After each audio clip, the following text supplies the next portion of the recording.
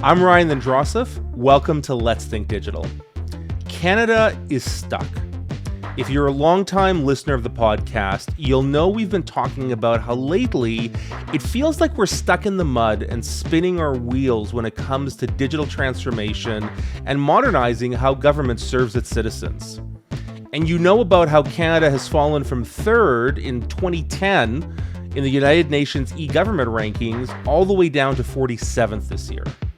That's why on this season of the podcast, we're focusing on how to get unstuck. And our guests this week have a new playbook that they say governments in Canada should follow to get out of the rut and back on track. Anna Hirschfeld and Alex MacEachern are two of the authors of a new report from the UK-based digital government advisory firm, Public Digital. The report is called A Radical How for Canada.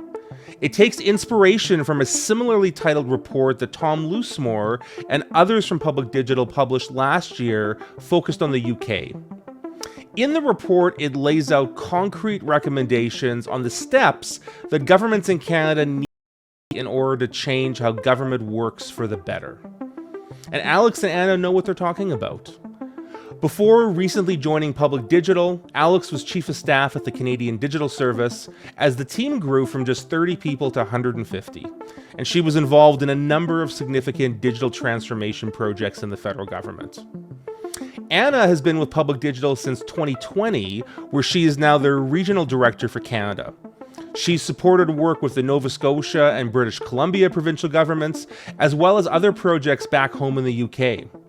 Before that, she worked in the UK government, including as the Senior Product Manager on the UK Universal Credit Programme, scaling it up from a proof of concept to a live service supporting 6 million people. I met up with Anna and Alex at this year's Forward 50 conference in Ottawa to talk about their new report and their perspective on what it'll take to put Canada back on track when it comes to modernizing for the digital era. I hope you enjoy our conversation. Great. Well, welcome again from the conference floor here at Forward 50. Really excited to continue our series of conversations with some of the guests and speakers who are visiting Ottawa for this annual event. And very excited to have Anna and Alex joining us from Public Digital. Welcome. Hi, thank you. Really great to be here. And, you have both run some interesting sessions here at the conference. You've got a new paper coming out, and we're going to dive into that in a second. But maybe just to start out with, if you both want to maybe introduce yourselves a little bit, give a little bit of your background, and maybe tell our listeners about what Public Digital is. Yeah. Shall I go? I'll go. I'm Anna Hirschfeld. I'm a director at Public Digital. I've been with Public Digital for 4 years now, and I lead our team, if remotely, on all our work in Canada. And been working in Canada now for the last kind of 3 out of the 4 years. I've been in Public Digital working with provinces, but also federally. My background is in the UK civil service. A lot of us at Public Digital kind of come from a kind of practitioner background, come from being in the thick of it.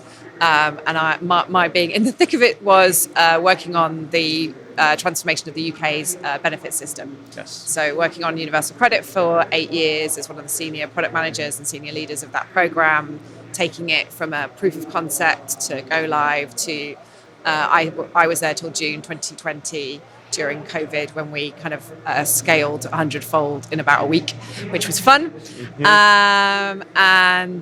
Since then come into Public Digital to help others do that kind of big digital transformation program kind of work, thinking about services, not tech, Yep. And thinking about how you kind of bring the organization along with you as well as building a really, really good thing. And I know, some of our listeners will be familiar with the Government Digital Service in the UK. Yeah. I know a number of the co-founders of Public Digital were some of those same co-founders 100%. of GDS, like Mike Bracken and Tom Loosemore and others. So Public Digital is founded by Mike Bracken, Tom Loosemore, Ben Terrett, and Andrew Greenway. They were like four of essentially the kind of the key people who created the Government Digital Service. After the change in government to the Tories in 2010. Kind of after coming out of government, they went and did a couple of different things, but actually we're starting to get a lot of interest from different governments and institutions around the world about how they did GDS and how it worked and what they learned. And that was kind of the instigation for Public Digital. Right. And since then we've really grown. So we're now about 80 people strong, with a really wide range of contractors as well who support us and work with us. And our work ranges from like supporting, doing reviews of programs, doing training, doing coaching, to like really leaning into big transformation programs and providing like design and product and delivery and tech leadership and supporting people to kind of build that capacity within their own organizations. Well, that's It's great. good fun. And Alex, a little bit about yourself. Sure. So I'm Alex MacEachern. My background is in law. So I started off practicing law on Bay Street, then went to Parliament Hill and was a political staffer to several cabinet ministers. Held the digital file, which at the time looked a little bit different.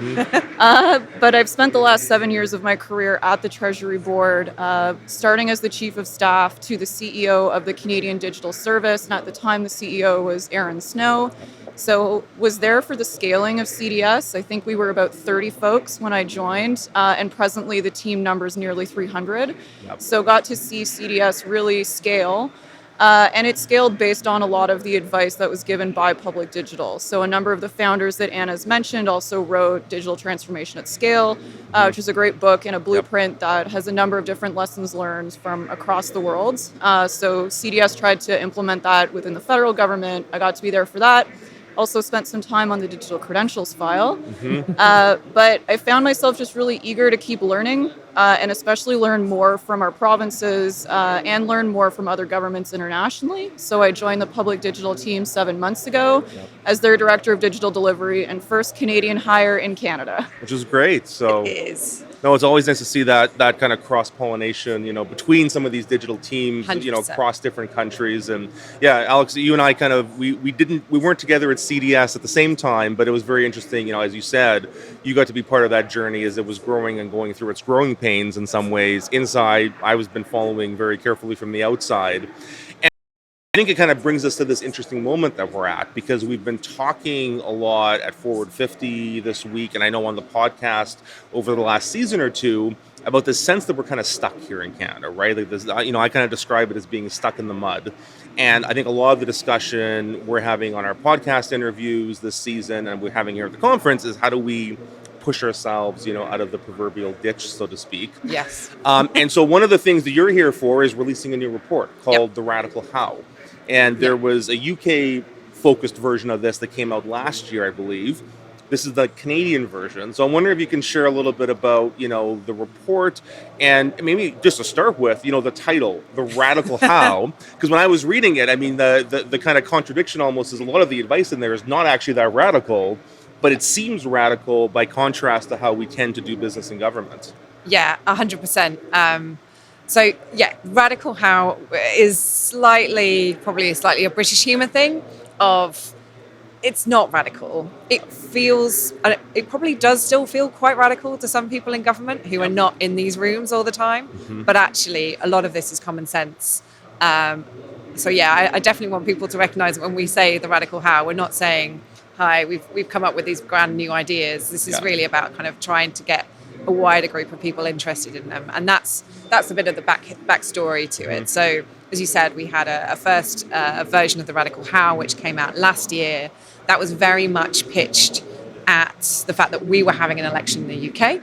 It was very likely we were going to get a new government, and it was really an inflection point for digital in the UK, because I think whilst we've made a huge amount of progress, I would say digital in the UK was getting more and more stuck in the mud itself. And it's like, okay, we've got so far, here's how do we shake ourselves up and get to that next level of maturity, and how do we bring this next generation of leaders and politicians and senior civil servants along with us on that journey. So it was really about kind of setting out a stall of, here's how we might deliver services and do things differently in the UK with this next government coming in. So that's, I think if you read the kind of the UK version, it's very kind of, it talks about what's working well, but it also talks about what's not working well in the UK and where we are stuck and where we need to kind of keep progressing.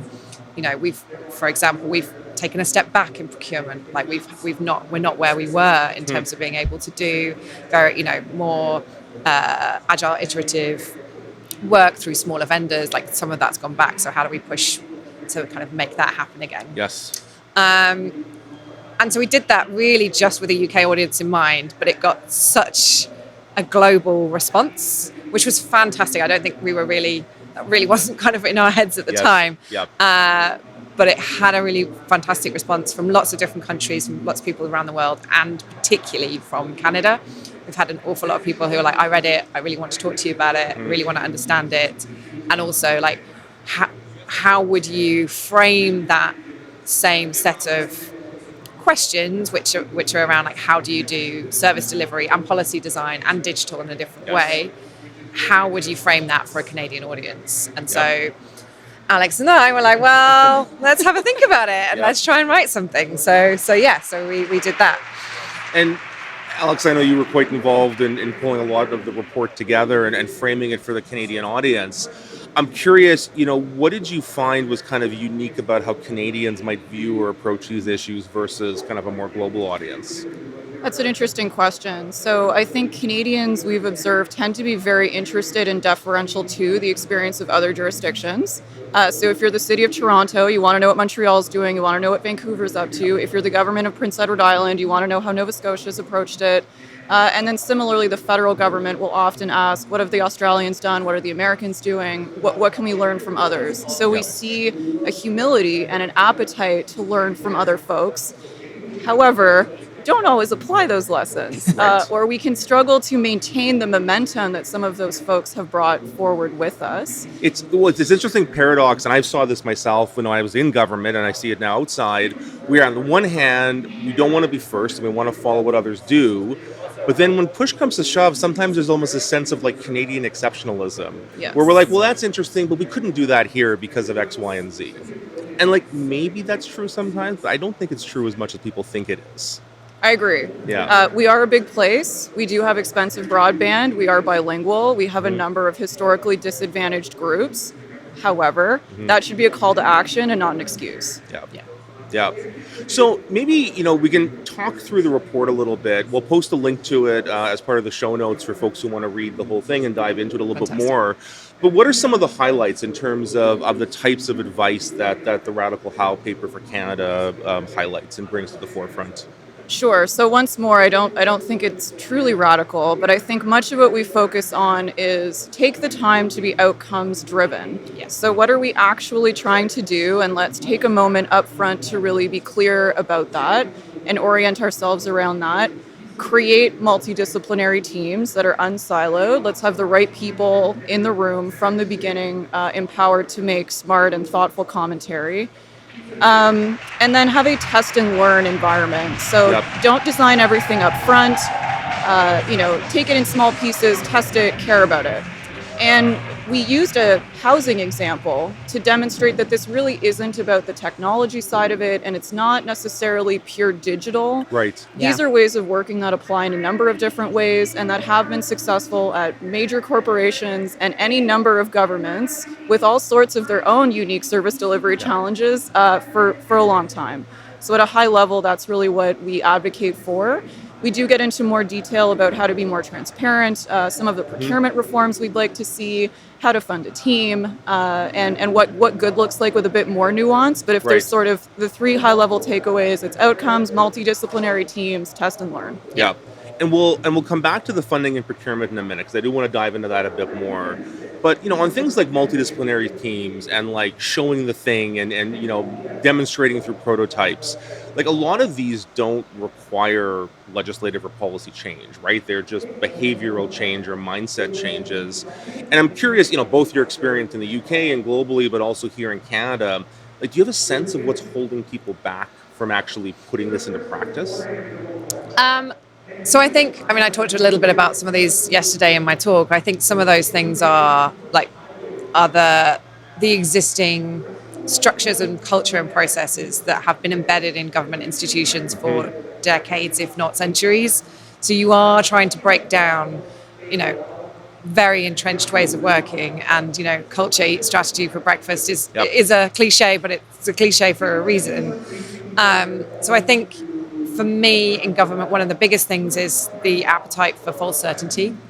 People are looking to understand what's going to happen for real legitimate reasons, but it drives a lot of behaviors around wanting to know how things are going to work when we just can't know, which goes very counter to that test and learn approach, to iterative, to starting small, because they want to know what the end is. Yeah, they want to see. And when you say false certainty, it's when, at the front of a project, they want a 10-year budget and a 10-year, kind of set of KPIs and action plans. 100%. Before they've even done user research or talked to anybody. Yeah, and we had that on Universal Credit. We had a 10-year operating model, which knew what technology we were using, knew the roles we would have in the organization, the numbers of staff, all of that.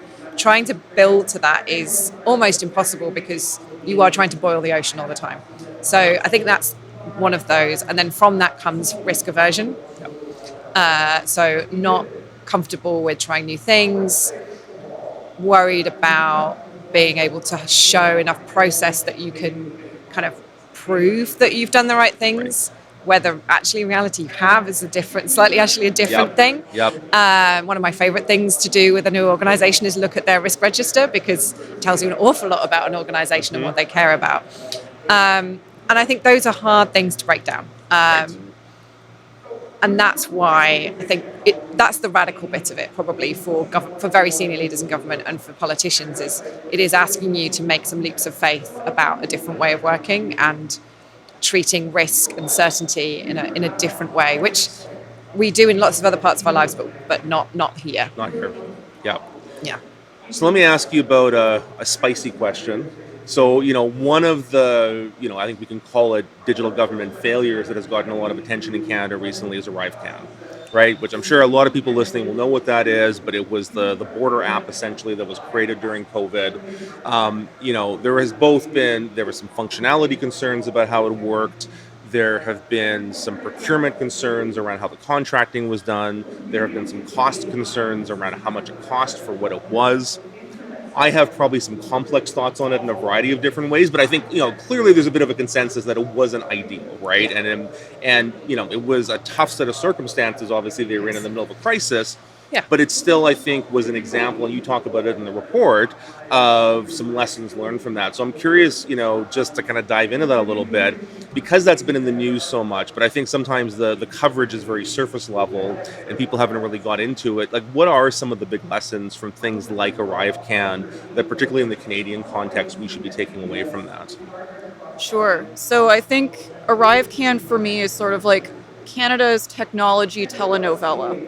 And it's very easy to become really interested in the characters and what's happening there, because it was very theatrical. Yes. And what happened in a variety of different committee appearances was really gobsmacking.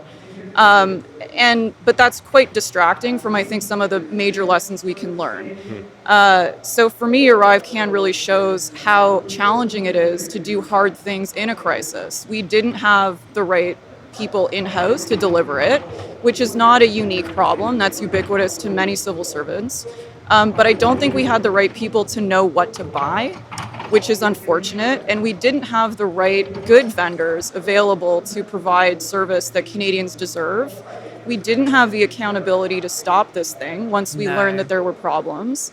And by problems, I mean that it failed at its core functionality, in that it instructed 10,000 people to quarantine when they didn't need to. So now we have a constitutional law case about a breach of potential civil liberties. It didn't work for the visually impaired, so the Canadian Institute for the Blind had to complain, so it failed accessibility standards. It didn't work for francophones, so we now have a language complaint brought by Monsieur Bozé. So we know that it's failing on all of these core deliverables, and yet there didn't seem to be anyone in the room who was really keeping track of, we're doing this without user testing, we're failing Canadians, and now what? And all of that came out much later, only after a number of, ombudsmen really had to go digging around. There was no transparency as to what they built.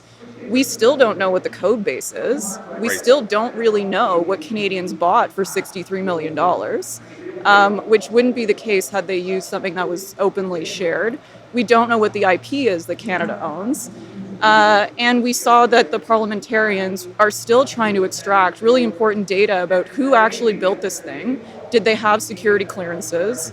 And some of this really basic data that had it been built in-house, we would absolutely have, and we'd have more faith. Yes. And just the lack of really, really basic data on what this thing is shocking. And I think that can be lost in the mix of sick notes and, admonishments and everything else that happened in the house. But at its core, it's a really stark cautionary tale of how bad things are and how poor of a service we were willing to accept.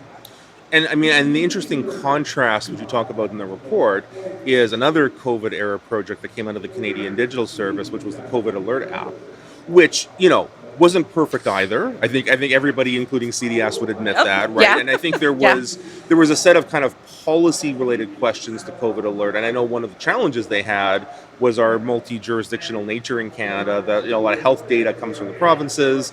They had to play along to make this kind of self-reporting app work. But that aside, I think, with some of the issues you raised about ArriveCan, COVID Alert is an interesting contrast where same kind of emergency conditions, but built in-house because that team existed. And I think the interesting point, which people haven't talked about, on the code base, right? COVID Alert was an open source software project that the code was open. And I think, Alex, you were there at the time when this was being built at CDS. I mean, if I remember right, you had kind of citizen coders who were actually helping the team contribute to looking at code and suggesting improvements along the way. We did. So that was. I mean, firstly, we were solving different problems, different sets of challenges, and COVID Alert is not offered as an example of like the best Canadian service ever to be delivered. It's offered as a very public-facing example of ways of working.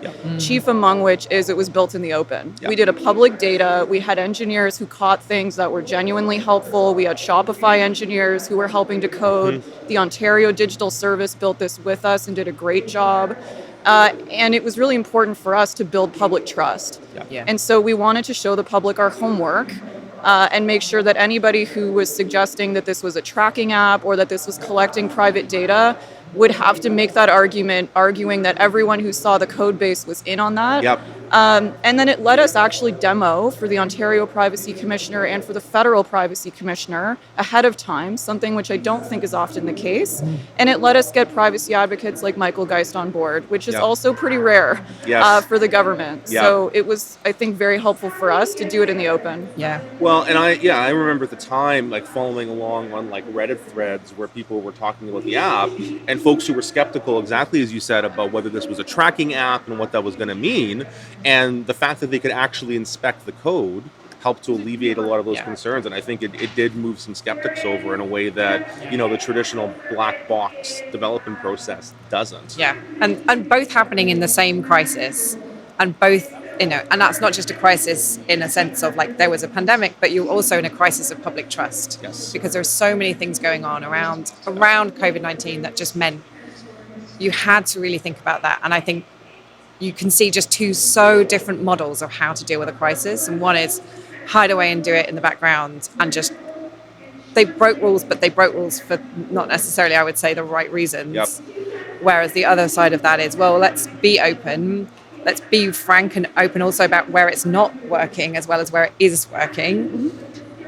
And that in a crisis, I think, is so important. And for me, that's one of the biggest kind of failures for me is not taking that opportunity to go, okay, this is going to be something that impacts everybody at a time when everyone's sense of freedom, sense of access, sense of citizenship is heightened. And that's a real shame. But Well, and that idea that working in the open can help you build trust is, I think, a really important one that doesn't get talked about as much as it should in some cases. So. And it's hard. I mean, we struggled to do that very much on universal credit. Like I will put my hands up to that. It was something we struggled to do a lot of because of the nature of what we were building. One of our security team's favorite thing was like, we could be creating the world's biggest free bank if we're not careful. And you're like, yeah, okay. We're not going to be super open about everything, but we wanted to be transparent where we could be transparent. And that I think is the thing. It's like, okay, well, what can you do? What can't you show? But how can you explain? We can't show this because like this is the scenario that we're talking about. I get that it's hard to be open and transparent, but it's doing the hard work to get it right is the thing. So let's talk about another spicy topic, political transitions. Yes. So, you mentioned the original Radical Howl was written in the context of UK elections that were happening last year. Yep. Or earlier this year, I should say, in the lead up to it. Yep, feels like a long time. Feels like a long time ago. We've just are going through a season of provincial elections here in Canada. We've had at least 4 by my count, and a number of changes in government that have happened as a result of that. We've got a federal election coming up sometime in the next 6 months. Likely one way or the other. And, we may have a change in government federally. Certainly it looks like it's going to be quite competitive. Yeah. Regardless of what the turnout is, what the outcome is, you're going to have a government with a new mandate in Canada sometime in the next year. Yeah. And so, my sense is these are always kind of really important, transition points where whenever you've got a new mandate for a government, you can see some major change happening. Yeah. And maybe, and I'm wondering if you can speak to the UK experience a little bit. I mean, both would be interested in what's happening right now with the new Labour government coming in. I know there's been some changes in the UK in terms of how they're approaching digital. Yeah. But also maybe just a start, we can go back in history, because you had mentioned, the Government Digital Service, which a lot of folks pointed to as one of the first of these kind of digital service units that was created around the world, was formed in 2011.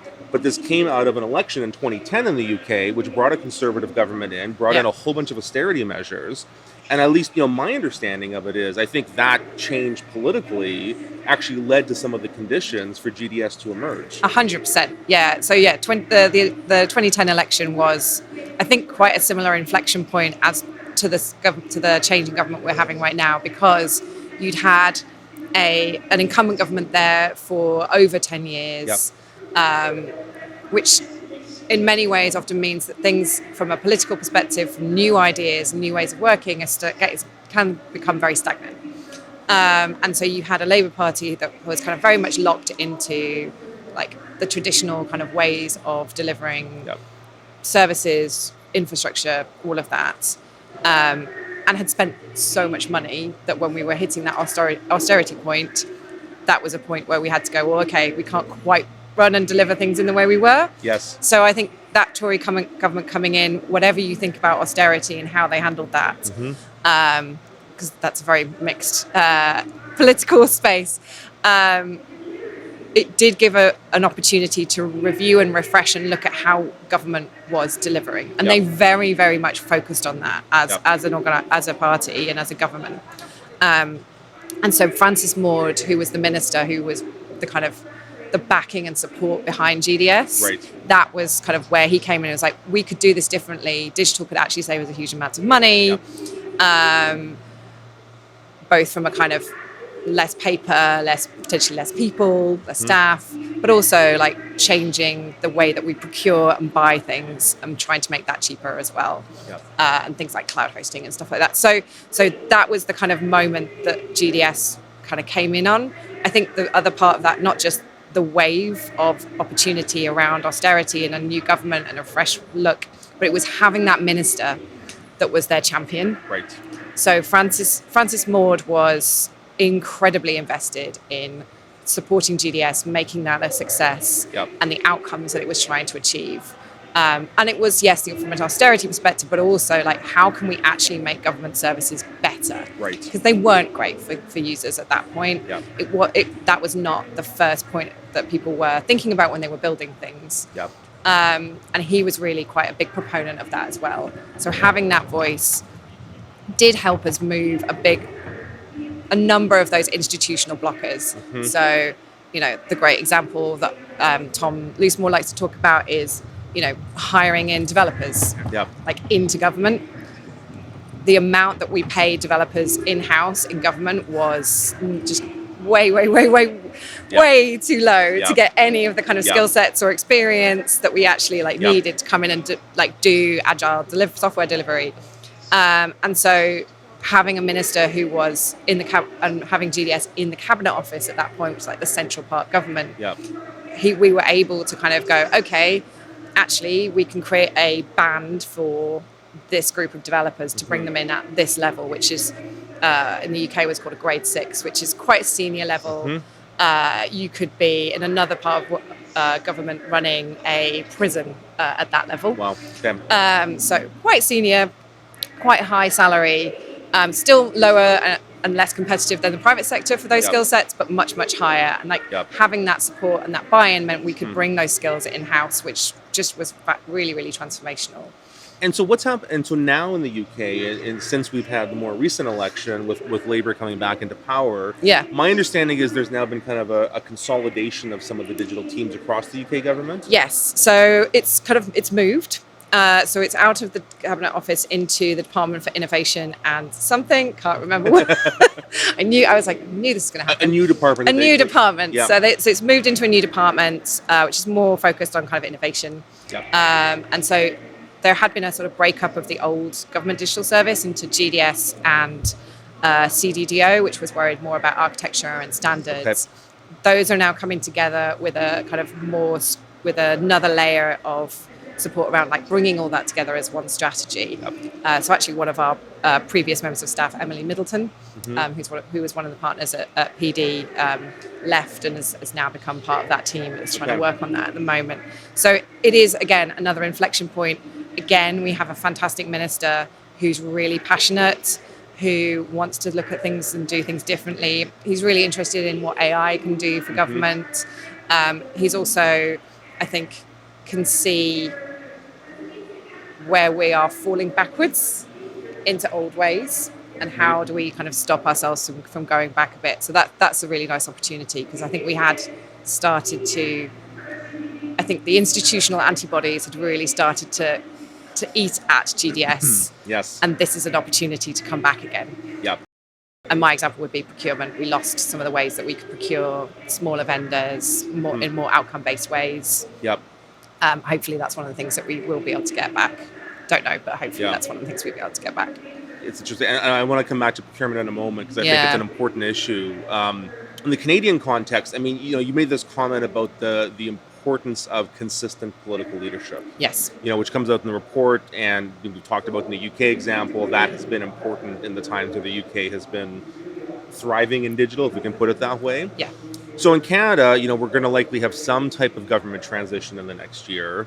And what I thought was really interesting in the report is there's a section on advice for ministers. So we often think about digital in terms of how do we help public servants become more modern in their approach to digital. But what I thought was interesting is you're actually saying not only do they have to adapt their behaviors, politicians have to adapt their behaviors too. I'm wondering, Alex, maybe you could kind of speak to that a little bit as what is the advice in there for, a new minister who might be responsible for digital or service in the government of Canada? How should they be thinking about doing their roles differently as well? Sure. I may broaden the question slightly if that's okay. Please. So one of the impetus for us writing the report was also the United Nations e-government survey. Yep. That came out and Canada ranked number 47, having lost the 46th spot to Mongolia, and having previously been third. Yep. And so our ranking continues to plummet, our score remains stagnant. And so we wanted to give advice that would apply for all of Canada, regardless of whether it's the federal government, the regional governments, municipal. Yep. And so while this is advice for ministers, I'd like to think of it as more of a shorthand for advice for anyone who's been chosen by and accountable for a people. Right. So a city councillor, someone who sits in a provincial legislature, a member of Indigenous government. And a lot of the advice is really just to get to know the work more closely. Yes. So it's very tempting to have the most senior person brief you about these issues, but you should really go deeper. And you should try to meet the person who is the closest to the work. So that might be a nurse, that might be an engineer, that might be a garbage collector, but you should meet those people and be briefed by those people. Yes. You should be asking to see the thing. Yes. You will often be provided with bespoke, sometimes beautiful, often hideous looking presentations, instead of actually showing this is the code base, this is the bridge, this is the thing that we're doing. So ask to actually see the thing. Yes. Ask what real people think. Ask what the people who put you into power think. And watch what your civil servants will do with that feedback. So if they're collecting that feedback, that's great. Are they actioning and pivoting based on that feedback? Or are they burying it and serving their own needs? And a lot of this is actually really common sense and lends itself well to anyone who's worked in a constituency office, because you're often met with people asking you to make the Hail Mary plays to navigate the government for them. And so you're just reverse engineering Yes. that and trying to make it so that you have fewer people at your door because government actually works to serve them. Yeah. 100%. I mean, I think a lot of elected officials, their constituency offices become overflow for immigration cases, for employment insurance cases, right? And they actually hear a lot of that frontline frustration Absolutely. when services don't work. In my experience has been, I actually think political leaders are just naturally attuned to user-centered user research Yes. because, if nothing else, they have to do it every 4 years when they're back on the doorstep at election time. And it struck me, I mean, this notion of letting elected officials or senior decision makers get closer to the work and hearing from the people doing that work directly. I mean, it strikes me. I mean, Alex, you and I have both been political staffers in the past, and we've been public servants. And I find in Canada, in particular, when I talk to colleagues in the UK and elsewhere, we've just, at least at the federal level, we've put in a lot of barriers between ministers and the people actually doing work in the public service, let alone citizens themselves. I mean, there's a whole unexplored issue, which we should do an episode on this podcast, about the role of political staffers in Canada, and kind of what, the benefits, but I think some of the downsides of how much of a layer we've put in there. Oh, yeah. Because my understanding is that, for colleagues who worked in the UK government, it's pretty normal that, director or fairly kind of senior subject matter experts will be part of briefings for ministers to be able to give, direct advice on this. Whereas I find in the Canadian system, the deputy minister layer kind of puts this really big barrier between the folks doing the work getting to ministers. And I'm puzzled as to why our Canadian system has evolved so differently than the UK, given that we have the same roots in terms of how our government is structured. I mean, yes and no. So I think, yes, you can get a bit further down the stack to get to the minister briefings. But I still think the way that those briefings are set out and run are not about showing them the work. It's about having some good bullet points. It's about meeting milestones. Yes, exactly. And having some having some good bullet points and showing them a great, slide deck or not great slide deck. Yeah. Rather than showing them working code, yes, that they can actually see what's happening. So, we would do that with, when we had a new minister in our department, we would go and show them the thing, and they were blown away because no one ever did that for them, particularly if they'd been in other departments. That was still quite shocking, and they were like, oh, I've never actually seen this. Some wanted to see it, some were kind of, I don't really understand why you want to show me this, until they saw it, and then, okay, I get it. So I wouldn't say we are great there, but I think it's slightly different.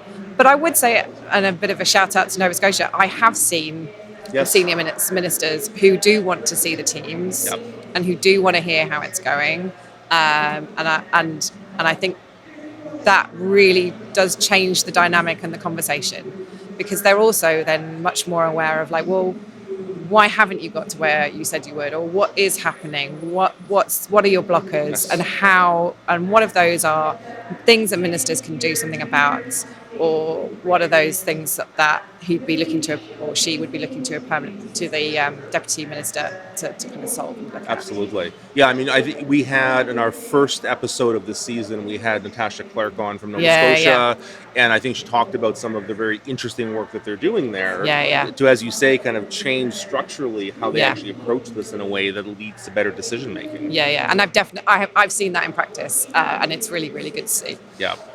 Let's talk about funding and procurement, because if I kind of think about that list of things, as we said, some of what's in your paper are not things that require legislative change or policy changes, they're behavioral change. Funding and procurement start getting into that zone where you actually probably do need, in some cases, legislative change, certainly some policy change, certainly some political leadership to be able to drive that through. And as I think about an agenda for a new government here in Canada, whether it's a new federal government or new provincial governments that are just kind of coming into their new mandates right now, what is your advice, that you would give them on what we have to be tackling when it comes to changing how we fund digital projects and how we procure digital projects? Sure. Do you want to go? I'll go. Sure. So again, I think we would give a lot of credit to Sean Boots and to Amanda Clark, who've written extensively on this, and full credit to them. But and both friends of the podcast, who've been hired before to talk about this. Yes. Both big friends of the show. Yes. But I will also give credit to the government of British Columbia, who I think is doing this and doing it, maybe more quietly than some would like, but doing it and doing the hard work of trying to have smaller projects and incentivizing folks coming in for smaller quantities of money rather than larger. And then being very outcomes focused on what is expected, what does it mean to get a top up, what does good look like, and if you encounter problems and if it starts to go off the rails, when do you tell us about that and what are the consequences? Yes. Versus you've asked for, so I'm asking you for 5 million as opposed to I'm asking for 100. Yes. And yet I'm gonna catch just as much hell if it goes over budget in one camp as the other, and it's just as much work for my team to ask you for 5, so I might as well go for 100. And maybe by the time that I've spent 100, I won't be here anymore and I won't be accountable for anything. So incentivizing that sort of agile funding model, and there are a lot of different ways that one can look at it, but I think succinctly, it's lower dollar amounts, clearer expectations of outcomes, and by outcomes, that includes the test and learn. So if you're going to ask for more money, who have you talked to and why and what's changed? But just sort of trying to lower that ceiling. And then I believe from a more procurement standpoint, this is also easier if you're going to take a large thing and divide it into smaller chunks and go for a more modular approach. So the two can be coupled quite easily. It's no small feat, but it is something that we've seen work well internationally, and it's something that is repeatedly called for. And, scandals like ArriveCan may be a battle cry for some in this city. Yeah. I mean, it certainly has gotten a lot more public attention in the last year than I think procurement normally gets, which I'm happy about in a way, because I think procurement is very core to a lot of the unlocking some of the potential, right? Move on digital. No, and I think your list makes a lot of sense. I would add to that too, like transparency of outcomes.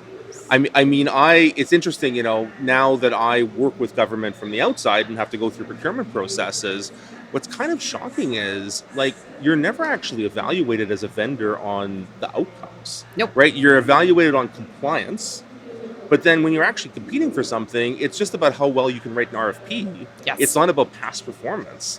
And I would as a small company in Canada, I would far rather compete on like the outcome and the performance of what I can deliver, not on whether I can compete with a multinational company that has a floor worth of people who just write RFPs for a living. Yeah, 100%. I think for me that's one of the things. Is like how do you create the space for smaller companies who can come in and give that different experience and can meet those outcomes in a very different way. And that was the core of the digital marketplace initiative 100%. in the UK, right? Yeah, so the digital marketplace, which sadly at the moment is no more, but I'm hoping, fingers crossed, we may get it back. And that was all about creating an outcome-focused, very easy to use procurement tool for both sides. So both from a vendor's perspective, it was really easy to get set up, get on it, meet the kind of core requirements. But it was also incredibly easy for civil servants to use it to buy things as well, in a way that procurement just isn't really set up at the moment for anyone small or for civil servants to be able to navigate that and get what they want easily and get to the outcomes that they want easily. So I think digital marketplace really did that. I think another thing that we don't know if we talk very much about in the report, and maybe we should talk about it more, but is also the economic benefit of that. So digital marketplace moved the needle on not just the number of vendors, but the size and also the spread. Yep. So we've got there's a lovely map of vendors pre-digital marketplace, and they're all the usual suspects, all very large organizations, all London-based, bar maybe a couple. You look 2-3 years later and you have a real range of small to medium-sized organizations from literally all over the country. And that has value outside of just delivering services. That has economic value and changes changes what the UK looks like in terms of how it delivers digital. Absolutely. Wider than just government services. And I think that's something which I think is a hook that we can keep using more and more. Yeah, and I think here in Canada too, with a large, diverse country, right, there's a real argument to be able to do more of that. Yeah. Absolutely. All right, I want to, as we kind of close off the conversation, I want to look positively towards the future and essentially ask you, are you hopeful that change is possible, right? I mean, we've talked about some of the barriers, we've talked about some of the challenges, but with both of you, working extensively here in Canada with different levels of government, do you see glimmers of hope that we actually can make some of these changes a reality? Yeah, I do. I think you see it, you see it at events like this, and I know this is a group of people who have, I think, a similar mindset, but it's still a wonderful range of people. Yep. You still see the passion. When we're working with teams, you still see that. You still see the grit and determination as well to keep changing things and keep moving things on. So I think you see an awful lot of that in rooms like this, but also we definitely see it with teams. And I think, who know, like, the Radical How is not news to them. It's about how do we help them get those messages out wider across government to senior leaders and to politicians. But yeah, I'm always hopeful. But yeah, I am hopeful. Alex, are you optimistic as well? I am. I think that this is really about getting over that fear of being first, and that it's okay to be first. Like, we're always happy to podium at the Olympics. We can podium elsewhere. We can go for gold. We can be first. And so I'll give a shout out to the British Columbia energy regulators, who recently hired a chief digital officer, and they did that after taking a long time to think about what outcomes they were seeking, recognizing that their current HR structure wasn't quite teed up to deliver on that, and doing all of that hard work up front, and then finding a really amazing candidate that's going to work across the organization. And I just remember talking to their leadership, who, admitted that they weren't super digital and that's why they were asking for help. But the lesson that they learned at the end of that was, we didn't know, we asked for help, and then we did the work to figure out what the outcome was and to bring in somebody who can work this way. And it's stuff like that where people just do the hard work and are willing to be first and willing to lead. That does make me hopeful. That's great. Well, I think that's a great note to end off on. Cool. Anna, Alex, thank you so much for your time, sharing your perspective. And I think our listeners will be very interested to read the report, which we'll post on our show notes. So thank you so much for being with us here on Let's Think Digital. Thank you for having us. Thank you. Many thanks again to Anna and Alex for taking some time to speak with us. You can find their report over on Public Digital's website, and we've also put a link to it in the show notes. And that's the show for this week. If you're watching on YouTube, make sure to like and subscribe. And if you're listening on your preferred podcast app, please leave us a 5-star rating and review. We always love hearing from our listeners, so get in touch by emailing us at podcast@thinkdigital.ca, visiting letsthinkdigital.ca, or using the hashtag #Let'sThinkDigital on social media. You can also find me on all the usual social media places, including now on Blue Sky. We'd love to hear from you. Today's episode of Let's Think Digital was produced by myself, Wayne Chu, and Aislinn Bournet.